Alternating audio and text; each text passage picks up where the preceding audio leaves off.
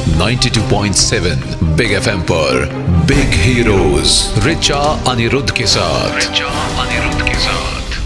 Big FM पर आप सुन रहे हैं बिग हीरोज और आज है हमारा दशहरा स्पेशल एपिसोड और मैं आपको सुना रही हूँ दो ऐसी कहानियां जहाँ एक मिसाल कायम की गई है बेटियों को बेटों के समान अधिकार और आजादी देने की। पहली कहानी जो भी चल रही है वो है छत्तीसगढ़ के बालोद जिले के छोटे से गांव टेकापार की, जहाँ पर पिछले 5-6 साल से सिर्फ बेटियों की रामलीला होती है। जी हाँ, आमतौर पर हमने कई जगह देखा है, सुना है कि रामलीला में हर किरदार मतलब सीता का किरदार भी लड़के करते हैं, लेकिन ये रामलीला है जहाँ पर राम, रावण, हनुमान सारे किरदार बेटियां करती हैं। और अब दो बेटियां टेकापार से मेरे साथ जुड़ रही हैं। दिव्या यादव जो कि राम का किरदार करती हैं और संस्कृति यादव जो कि रावण का किरदार करती हैं। दिव्या, संस्कृति, बहुत बहुत स्वागत है आपका बिग हीरोज में। Thank you very much Richa ma'am. Thank you Richa ma'am. Divya, एक बात बताइए, जब आप लोगों को पता चला कि गाँव में जो रामलीला 70 साल से हो रही थी उसमें अब लड़कियां मंचन करेंगी, आप लोगों का पहला रिएक्शन क्या था? ये एक सपने के पूरे होने जैसा था। इस गांव की बच्चियों के मन के भाव जो बचपन से ही उनके भीतर थे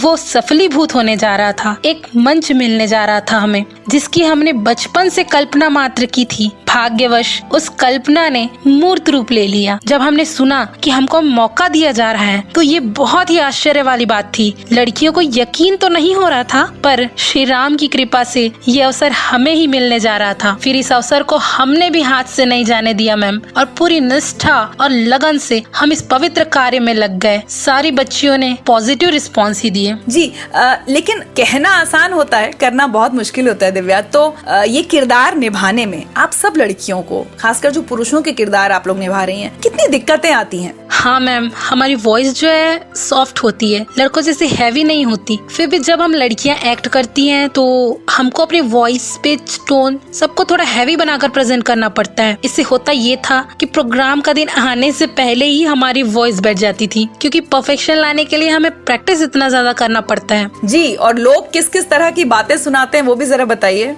मेरी ही लाइफ का एक इंसिडेंस है कि इस प्रोग्राम को करने के लिए मुझे अपने क्लासेस भी छोड़ने पड़ते थे। मैंने अपने कोचिंग के सर से रिक्वेस्ट किया कि सर मुझे आगे के लिए रजिस्ट्रेशन करना है, तो उनका एक वाक्य जिसने मुझे अंदर तक दुखी कर दिया। उन्होंने कहा, और करो रामलीला और जाओ युवा महोत्सव में। अगर मुझे पता चला कि अपने प्रोग्राम के लिए तुमने क्लास मिस किया है तो उसके बाद मैं तुम्हें क्लास में बैठने नहीं दूंगा। चलिए संस्कृति, अब आपसे पूछना चाहूंगी, आप तो एक बहुत ही मुश्किल किरदार करती हैं, रावण का, तो कैसे तैयारी करती हैं? रावण का रोल आसान नहीं है ना? जी मैम, रावण का रोल थोड़ा मुश्किल होता है क्योंकि यह निगेटिव रोल है। मैं यह रोल 6 साल से करते आ रही हूँ, इसलिए ज्यादा तैयारी की आवश्यकता तो नहीं होती। हाँ, शुरुआत में बड़े बड़े संवाद जो दोहा, सोठा, कविता एवं संस्कृत के श्लोक के रूप में उन्हें खूब रटना पड़ा। उस वक्त 11वीं कक्षा में थी, तो स्कूल की छुट्टी के बाद शाम 6 से 8 बजे तक संगीत के साथ अभ्यास के लिए भवन जाती थी। 3 घंटे अभ्यास चलता था। वहाँ से आने के बाद घर पर ही पापा के साथ खाना खाते समय अभ्यास किया करती थी, क्योंकि वे भी विभिन्न बड़े पात्रों का किरदार निभा चुके हैं, जिनमें रावण की भी भूमिका कर चुके हैं, इसलिए अभिनय की बारीकियों को सिखाते थे।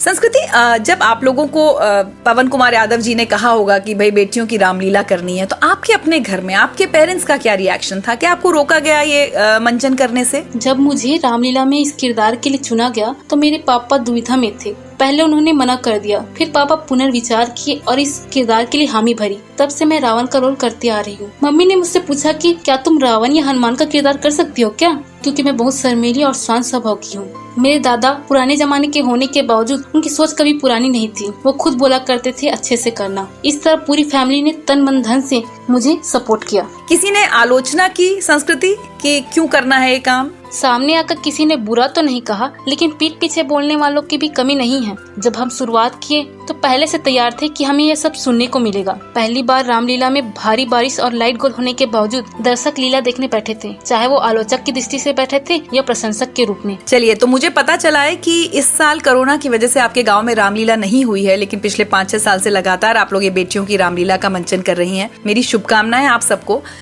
ऐसे ही आगे करते रहिए और अपने गाँव टेकापार का नाम रोशन कीजिए। यहाँ रुकूंगी एक छोटे से ब्रेक के लिए, लेकिन ब्रेक के बाद मैं आपको बताऊंगी वाराणसी के पाणिनि कन्या महाविद्यालय के बारे में, जहाँ पर लड़कियों को बाकायदा शस्त्र विद्या भी सिखाई जाती है। बड़ी इंटरेस्टिंग स्टोरी है, जरूर सुनिएगा। सुनते रहिए बिग एफएम पर बिग हीरोज। मैं हूँ आपके साथ रिचा अनिरुद्ध।